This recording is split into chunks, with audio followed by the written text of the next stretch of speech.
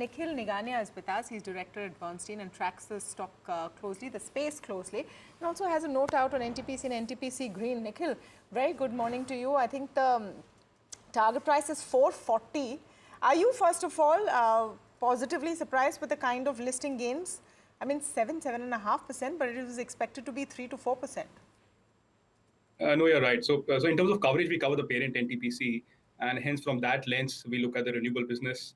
And to your question, are we surprised? We are a bit, given if you look at the grey market premiums where they were till a day back as well. But on the parent, we are positive. And the renewable business per se, we think the potential they have is great due to a few aspects, such as a cost of debt advantage, number one. They can borrow much cheaper than private sector peers. Second is an advantage they have on the receivable side. The receivables, they have a tripartite agreement with the Reserve Bank of India and the states, which helps them get better receivables than most private sector players. And the third advantage they have is access to capital from the parent, which is something which gets diluted a bit with the separate listing. Hence, we were not in full favor of the listing separately. But the parent, we are positive, and the overall potential, we think in renewables, what they have is great.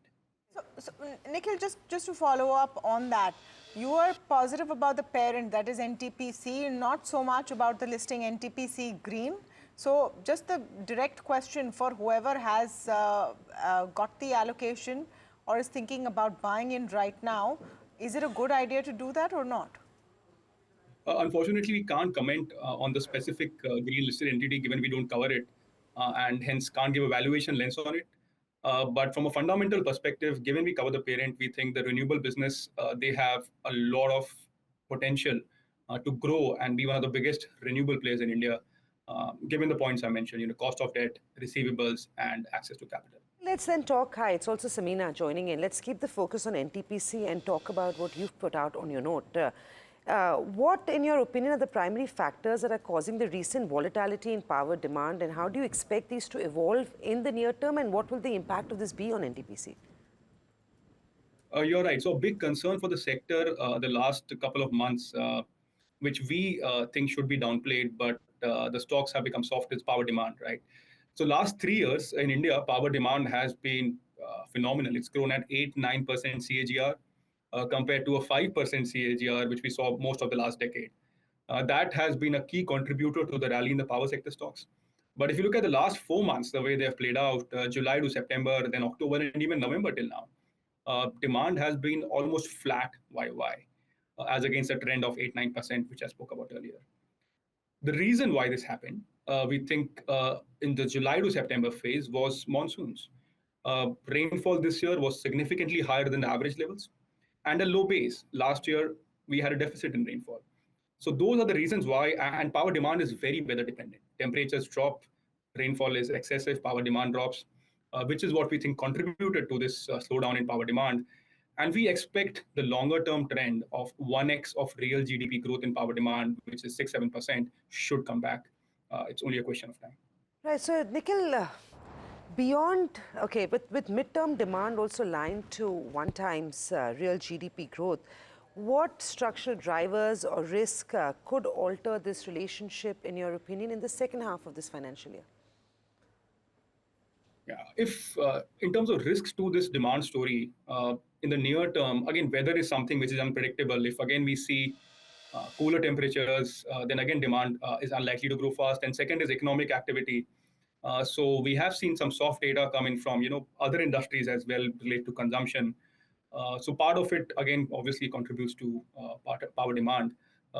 That's the other factor. I mean, broader economic activity and weather. Those are the 2 things I would highlight. Nikhil, I know while you don't want to talk about NTPC Green specifically, but from an NTPC lens, right? Why does the IPO valuation of over 1 lakh crores now, of course, that 7% cap up on the stock, exceed the inherent value of 70,000 crores? I mean, what, in your opinion, even justifies this premium? Is it just the fact that it has a parent that is NTPC? I do understand that it has 17% of India's installed capacity. India, of course, is the 4th largest installed capacity in the world. So, in your opinion, those valuations do look stretched to me. So, from a fundamental perspective and a thematic perspective as well, I can see 2 reasons why the interest is there in the stock. One, as I said, having a parent like NTPC, which is a central government-owned sovereign kind of an entity, they borrow, for example, at 7.5%, 8% interest rate, versus private sector peers borrow money at 9.5% interest rate. And renewable business is 80% debt funded. So if you borrow 100 to 100 basis points cheaper than a competitor, you have a big advantage going and bidding for the same projects which a private sector is bidding for. So that is one big advantage which they have. The second reason for the interest is thematic as well, right? I mean, not just NTPC Green. If you look at all the listings which have happened in the renewable space in India, whether it be, again, names we don't cover, but Wari, Premier Energy, there's been good interest in those names because renewable as a theme, given the strong government push towards 500 gigawatt renewables by 2030, and not many names to play that, there is an interest in the name. Nikhil, now, of course, we've talked about the valuation of NTPC Green, but how significant is the holdco discount on NTPC's valuation post-IPO? And how might this affect shareholder value? And also, do you see the stock price stabilizing post the IPO now, which was probably the biggest trigger for NTPC as well in the last couple of months? Yeah, so holdco discount, again, is a debatable point. So in our scenario analysis, so our target price for the parent is 440 rupees. And even if at current stock price, we give a 20-30% holdco discount into the parent, it doesn't move the target price much for us. I mean, looking at the screen, I think numbers it's at, it could only inch it up a bit, even after the holdco discount, if it sustains at these levels. Thank you. It was good talking to you. Always good to get perspective on NTPC, while everyone seems to be focusing on the listing of its subsidiary NTPC Green. I think the more important talking point becomes NTPC and what this really means for the parent in more ways than one. But great having you. Have a good day, and we'll speak to you soon.